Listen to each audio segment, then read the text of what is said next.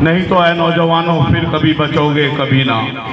अगर जिस प्रकार से आज दलितों के साथ अन्याय, अत्याचार, जुल्म, जाति शोषण, उत्पीड़न हो रहा है, जिस तरह से रोडों पे जो है खड़ा करके लोगों को काटा जा रहा है, जिस तरह से जाति के आधार पे जुल्म, शोषण, अन्याय, अत्याचार हो रहा है, इस देश को आजाद हुए तकरीबन 75 साल से ज्यादा हो गए और बीती सरकार ने, जो आज तत्कालीन सरकार है, बीते साल में उन्होंने इस देश के अंदर अमृत महोत्सव का बहुत दिखावा, ढिंढोरा पीटा।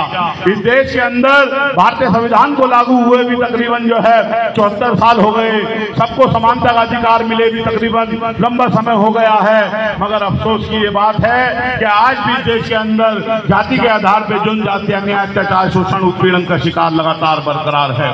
आज भी देश के अंदर वो तमाम घटनाएं, मैं एक एक घटनाओं का जिक्र न करके आपको उन तमाम घटनाओं के बारे में बताता हूं जो आप लंबे समय से देखे आ रहे हैं। यही हरियाणा प्रदेश है जहां देश के अंदर तीसरे नंबर की आबादी, दूसरे नंबर की आबादी में शेड्यूल कास्ट के लोग यहाँ वास करते हैं।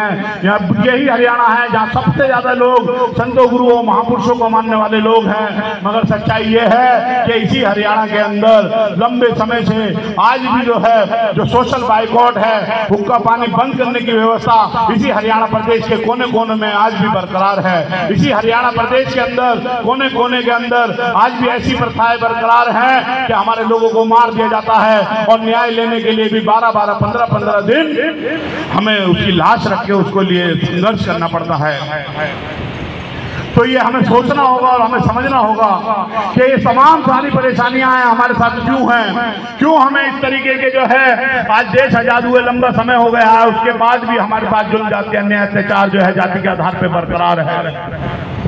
क्यों हमारे साथ इस तरह की परेशानियां आज भी हैं? वो सम्मानित साथियों, वो बात इसलिए है क्योंकि लंबे समय तक मनोहर साहब काशीराम जी कहा करते थे, लंबे समय तक जिस कौम की सत्ता में हिस्सेदारी, भागीदारी नहीं होती, वो कौम जुल्म, जाति, अन्याय, अत्याचार का शिकार होती है। वो कौम जो है गुलामी की तरफ जाती है। और इस पर हरियाणा प्रदेश के अंदर भी उन साहू फूले अम्बेडकर के मानने वालों की विचारधारा समझना होगा कि आखिर कब तक हम लोग एक सापनाथ और एक नागनाथ के पीछे लगे रहेंगे।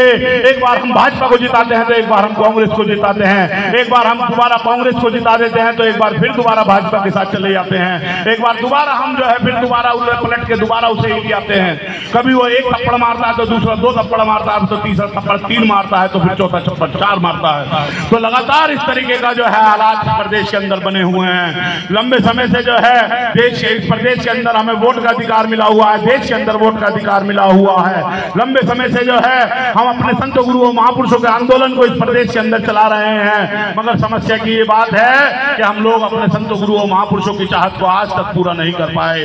हम लोग बाबा साहब डॉक्टर अम्बेडकर के 4-4 बच्चों की जो कुर्बानियां हैं, उनकी कहीं उस कुर्बानी को हम लोग याद न रखते हुए हमने एक बार भी बाबा साहब डॉक्टर अम्बेडकर की चाहत को पूरा नहीं किया।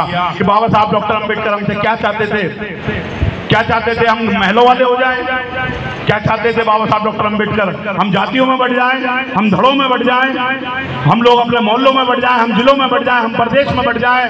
नहीं, बाबा साहब डॉक्टर अम्बेडकर चाहते थे कि मेरा जातियों में बटा हुआ अल्पजन समाज जो है ये बहुजन समाज बन जाए और बहुजन समाज बन के इस देश का हुक्मरान बन जाए, इस देश की शासक जमात बन जाए, इस देश का शासनकर्ता बन जाए। मगर अफसोस की ये बात है, बाबा साहब डॉक्टर अम्बेडकर को गए हुए भी हमारे बीच से लंबा समय हो गया, मगर हम आज तक उनकी चाहत को पूरा नहीं कर पाए।